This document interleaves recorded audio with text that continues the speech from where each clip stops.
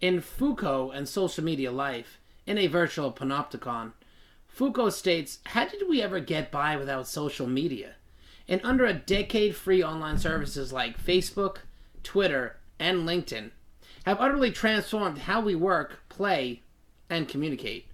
These sentences and this assignment made me take a look at how I view technology of digital media that has become such a part of our lives. I have been on Facebook in the past, but found that I wasn't portraying the person I really am. It made me wonder if the people I was meeting were also not showing their true selves.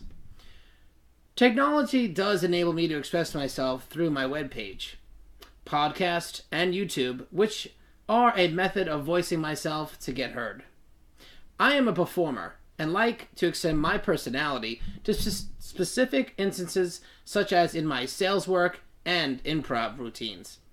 Using an audio method of communication works better for me because I can be myself, be self-deprecating, give opinions, tell jokes, and do impressions, all with the hope of furthering my career.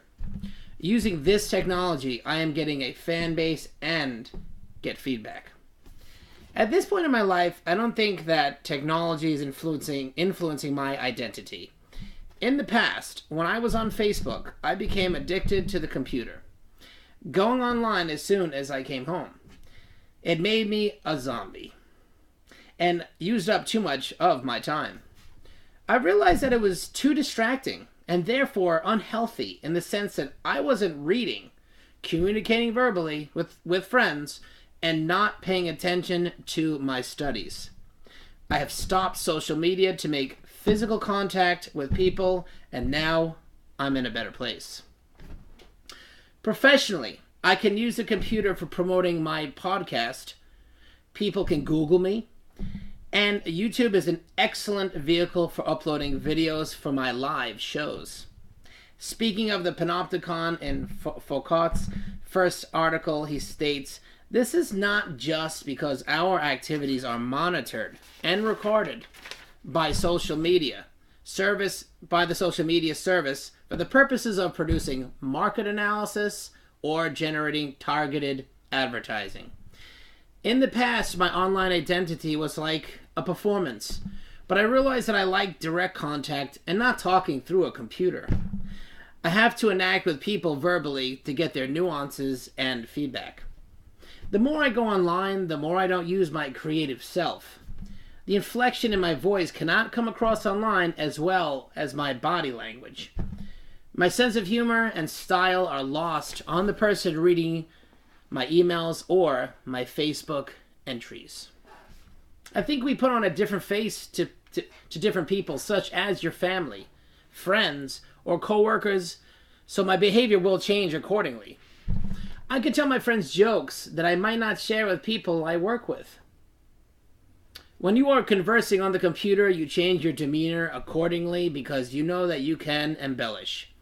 It is game playing, and that goes against my personality trait that admires honesty.